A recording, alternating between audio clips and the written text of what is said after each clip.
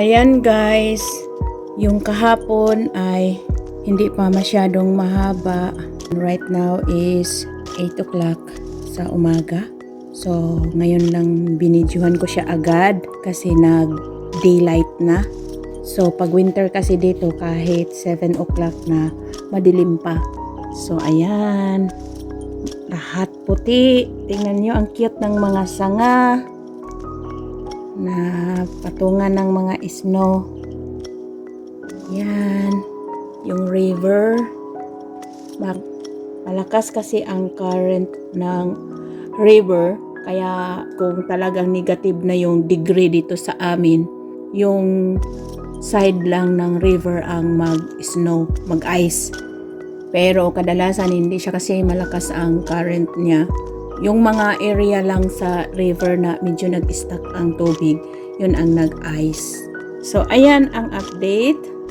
Kahapon ay Monday, December 2nd, 2024. Nag-start ang aming snowstorm. And then, update for today. Alam nyo guys, yung lamesa, yung table namin, hindi namin iniligpit. Kasi ang gusto namin, pag ganyan nag-snow, merong entertainment para sa amin. Diba? Ang ganda tingnan. Ayan, ang cute, diba? Tingnan ko pa kung ano yung status ng weather forecast para tingnan ko kung more storm pa ba.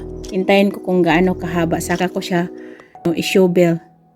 Saka ako magpala para enjoy. Ang cute ng mga puno. Ayan, guys. Yan ang aming, right now, ang aming season ay autumn pa. Sa December 20, mag-end ang aming autumn season. And then, pagka December 21, yan ang start ng aming winter hanggang March 20. Ito ay autumn pa ha. Ganito na ang aming snow. Ayan guys. Mamaya maglakad-lakad ako dyan sa baba, sa yard namin. Lahat puti. Tapos, alam nyo guys, ang gagawin ko. Ugin ko yung mga sanga. I-open ko yung mouth ko, tapos malaglag yung snow. Para na rin karing uminom ng tubig. Kahapon, nag-snowing siya. Andun ako sa driveway, nag-shovel ako kasi ganito nakahaba. Ganito nakataas yung file ng snow. Kung ano yung video ko kahapon, yun ang file ng snow sa driveway. Nag-shovel ako kasi pag hindi ko i-shovel yun, maapakan ng tao or maapakan ng sasakyan, mag-hard siya, and then pag nag-warm ang weather, mag-ice. Yung mag-ice, and then delikado pag naapakan mo, madulas. Ilang beses na ako na accident, kaya nag-iingat na ako guys. Ang sakit sa lubot pag nadulas ka, naapakan mo yung nagkintab-kintab na ang snow maging ice. Kaya yan ang kadalasan ng accident dito sa mga sasakyan. So dito sa amin ay private lane. So hindi siya in demand sa government to plow ang mga kalsada. So mayroon kaming binabayaran na plowman. Ang mga lahat ng mga nakatira dito nagbabayad sa kanya para mag-maintain sa pagplow. Mga alas 5 pa lang ng madaling araw, nag-umpisa na siya kasi may mga pumapasok na maaga para wala ng snow yung kasada. Pero doon sa labasan na, yung mga public road, under na yun sa maintenance ng government. So, meron ng mga nagme-maintenance doon na under government na babayaran. So, may nilalagay silang asin.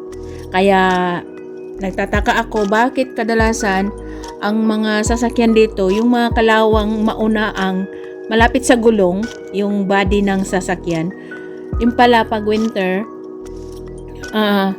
nilalagyan ng asin, yung pampatunaw ng ice, yung mga kalsada para iwas slippery.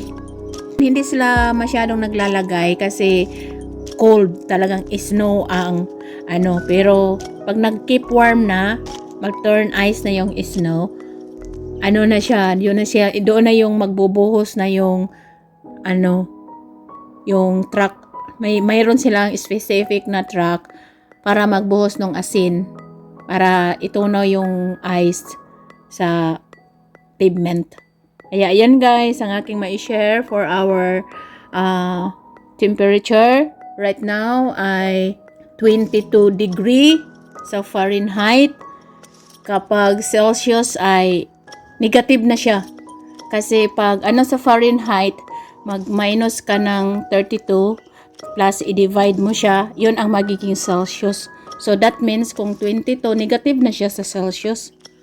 Kapag 22 degree sa amin dito sa Fahrenheit, ang gamit kasi dito mostly is Fahrenheit. Tingnan ko yung daily or hourly na temperature. Kung meron pang storm, di ko muna siya palahin. Para tingnan ko kung yesterday, today, and more storm, kung gaano ka-high ang snow. Dito kasi walang mag-apak. Kaya hinayaan ko siyang gaano ka-high. Kaya para makita ko kung ano yung progress ng snow. Doon kasi sa driveway, kailangan sinusunod yun doon pag shovel para maiwasan pag-apak. Kasi kukuha ng sulat doon sa mailbox. Yung sasakyan in and out, papasok sa trabaho o uwi. So, hindi na hintayin na mag-high pa ang file ng snow. So, kailangan sinusunod pag shovel. Ayan guys, ang aming ganap autumn season. December 3 na ngayon. Nag-start ang aming snowstorm December 2nd, Monday. So, ayan guys, ang update for today. Monday, Tuesday, Wednesday, ngayon ay Thursday na. So yan ang update ng file ng snow. Liwanag na ang aming paligid. Hindi na siya kulimlim. Bukas ang weather forecast ay walang snowing. Ngayon ay mag-shovel ako dyan sa aming deck. Kasi ang taas na po ng file. Ayan, makikita nyo ang center table. Alam nyo guys, sadyang hindi namin tinanggal yung center table. Datingnan pag nag-snow na. Parang entertainment namin. So, ayan, ang snow all around ay white. At ipakita ko sa inyo ang temperature. Sorry, naka-screen. Kaya medyo malabo. Ang weather ay 21 degree Fahrenheit. So, kung i-Celsius natin sa ang 21 Fahrenheit ay minus na siya. So, kung tingnan nyo ang file ng charcoal grill namin, halos mapuno na siya.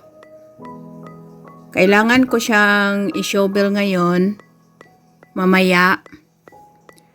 Kasi yung weather forecast tomorrow ay mag-warm. So, ibig sabihin, mag-watery siya, mag-ice. So, mahirap siyang i-shovel. Ayan, nag-start na nga. Ayan, oh. Ayan guys, nakita ninyo yung bubong. Kasi siya, watery. And then mag-dripping, and then naabutan ulit siya ng lamig, kaya ganyan ang nangyayari, nag-frozen yung tubig, naging ice. So yun ang palatandaan na magiging slippery yung mga kalsada, yung driveway. So kaya namin sinusunod ang pag-shovel para hindi maabutan ng warm, hindi siya mag-iced kasi delikado. Pero meron kaming asin, salt, para ibuhos sa driveway kung sakaling maabutan kami ng warm. And lagyan namin ng asin para matunaw yung iced na nabuo dun sa driveway. Dito, hindi na namin kailangan ang asin. Kasi hindi naman kami masyadong naglalakad dito.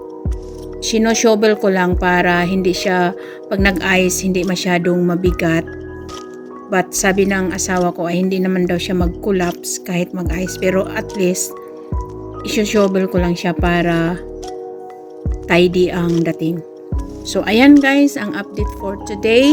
Ngayon ay December 5, Thursday, dito sa amin.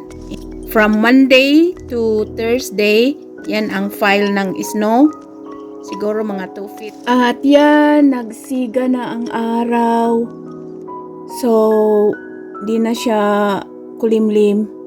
So, babalik na yung weather na wala na yung masamang panahon.